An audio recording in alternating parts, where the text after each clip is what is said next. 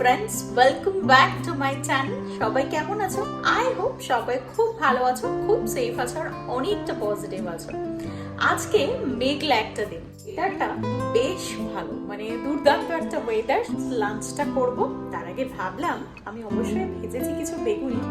তো এই মানে বর্ষার দিনে বেগুনি পেঁয়াজি এগুলো একটা অন্যরকম ভূমিকা পালন করে। তো যাই হোক, আজকে ব্লগটা শুরু করছি। তো চলো, আই হোপ তোমাদেরও দেখতে ভালো লাগবে। আজ ব্রেকফাস্টে বানিয়েছিলাম নুডলস। তো ভাবলাম আমি কিভাবে নুডলস বানাই একবার তোমাদের সঙ্গে শেয়ার করি ঝটপট করে। এইভাবে তোমরাও নুডলস বানাতে পারো, মন্দ লাগে না, জানো তো।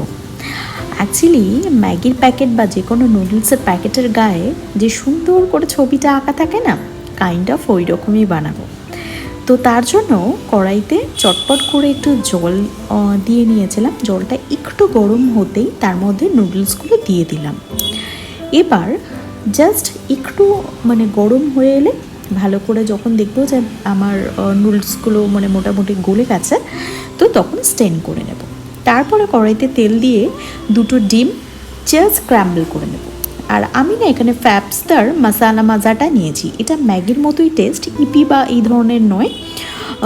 এটা মানে দামটা অনেকটাই ম্যাগির থেকে কম, বেশ মানে সাশ্রয় হয়। এটা টাটার প্রোডাক্ট, টেস্ট ওয়াইজও ভেরি গুড। তো এদিকে তার জন্য কিছু ভেজিটেবলস নিয়েছিলাম। গাজর নিয়েছিলাম, কিছু বেবি কর্ন, আর আমার কাছে কিছু বরবটি ছিল, বিনস ছিল না করে, তাই বরবটিগুলোকে ছোটো ছোটো করে টুকরো করে একটু জাস্ট ফ্রাই করে নিয়েছি। আর তোমাদের দেখিয়ে নিলাম যে আমি কিছু মানে দুটো ডিম একটু স্ক্র্যাম্বল করে নিয়েছিলাম, আর কিছু কুচিয়ে নিয়েছিলাম পেঁয়াজ আর লঙ্কা। হ্যাঁ, এই ভাজার সঙ্গে পেঁয়াজ আর লঙ্কাটা দেবো না, একটু সবজিগুলো ভাজা হয়ে গেলে এখানে যে নুডলসের মশলাটা আছে সেটা এখানে দিয়ে দেবো। একটু ভাজা ভাজা হয়ে এলে নুডলসটা দেবার আগে পেঁয়াজ আর লঙ্কাটা দেবো, কারণ আমার ওই পেঁয়াজটা একদম মানে সে নিমিয়ে যায়, ওইটা আমার ভালো লাগে না। তো একটু যেন পেঁয়াজের ফ্লেভারটা থাকে, তার জন্য পেঁয়াজটা আমি একটু লাস্টে অ্যাড করি।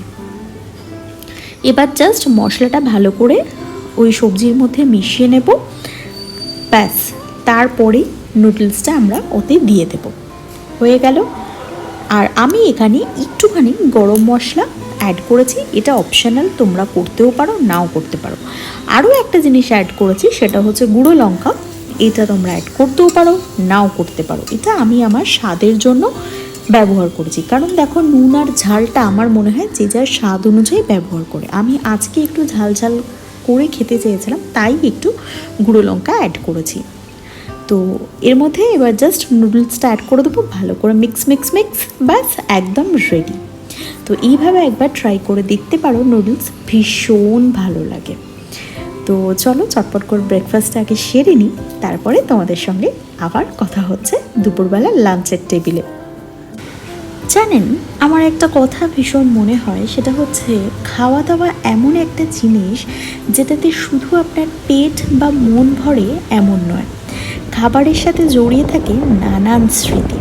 বাড়িতে বড়োদের থেকে শেখা, বন্ধুদের থেকে শেখা নানান ধরনের রান্না, যেগুলো তারা পাশে না থাকলেও এই রান্নাগুলিই বোধহয় সময়ের সঙ্গে সঙ্গে তাদের ভাবনা এবং চিন্তাকে আমাদের মনের মধ্যে বাঁচিয়ে রাখে। এদিকে চলে এসেছে প্রচণ্ড বৃষ্টি, মানে এতটাই বৃষ্টি এসেছে মানে জানলা থেকে উপচে পড়ছে। ওই স্লাইডে যে অল্প অল্প বৃষ্টি দেখতে পাচ্ছ, যদি এটা জানলাটা না বন্ধ করতাম এই বৃষ্টিতে আর রোকা যেত না, বিছানা টিছানা সব ভিজে যেত। তো আমি এদিকে মানে ব্যালকনির অবস্থাটাও দেখাই। ব্যালকনির দরজা মানে যদি খুলে রাখতাম তাহলে সবটাই ঢুকে পড়তো, মানে এতটাই মানে ঝোড়ো বৃষ্টি পড়ছে। আমার অপরাজিতা গাছ গেছে একদম হেলে, আর এদিকে সাপোর্ট দেওয়ার জন্য একটা লাকড়ি লাগিয়েছিলাম, সেটাও হাওয়াতে মানে উল্টে পড়ে গেছে, এতটাই বৃষ্টি পড়ছে। মানে যেমনি বিদ্যুৎ চমকাচ্ছে তেমনি বৃষ্টি পড়ছে মুষলধারে। দূরে দেখতে পাবে যে কিছু দেখতে পাবে না, আর আকাশটা যদি দেখো তাহলে বুঝতে পারবে কি পরিমাণ বাজ পড়ছে। তো এইরকম একটা বৃষ্টির দিনে দুপুরবেলা খিচুড়ি আর সঙ্গে বেগুনি দারুণ জমে যাবে ভেবেছি। তাই আজকে দুপুরে 7-5 কিছু না ভেবে বানিয়ে নিয়েছিলাম কয়েকটা নিজের জন্য গোল গোল করে কাটা করে বেগুন, সেগুলো দিয়ে বেগুনি, আর দুপুরে বানিয়েছিলাম খিচুড়ি। তো এই বৃষ্টি তো দুর্দান্ত একটা বৃষ্টি, তো চলুন চটপট করে বেগুনিগুলো যে ভেজেছিলাম সেই ভিডিওটা আপনাদের সাথে একবার শেয়ার করি। এইরকম একটা বৃষ্টির দিনে এর থেকে আর ভালো কম্বিনেশন আমি কিছু খুঁজে পেলাম না, তাই মন ভরে 4-5টা বেগুনি ভেজে নিলাম। এখানে সত্যি বলতে এইরকম বেগুনি টেগুনি তো পাই না, তো নিজের ইচ্ছা মতো মানে একদম বেগুনি ভেজেছি।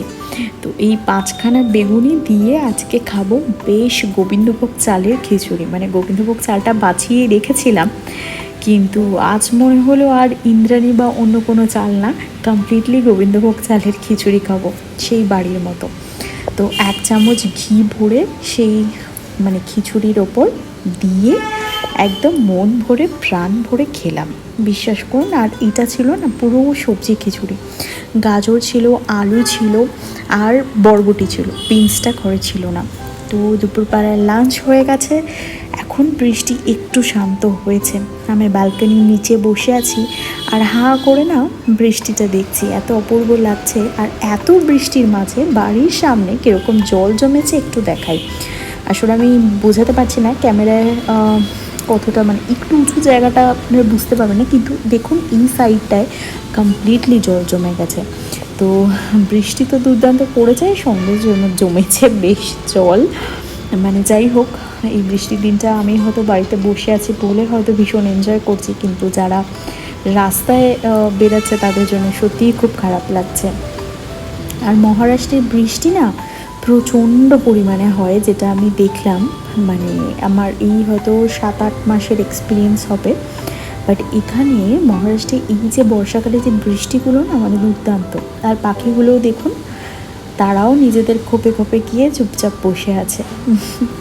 তো যাই হোক, আজকের মতো ব্লগ এতটাই। যদি আমার ব্লগ ভালো লেগে থাকে প্লিজ আমার চ্যানেলটা লাইক করবেন, আমার চ্যানেলের সঙ্গে থাকবেন।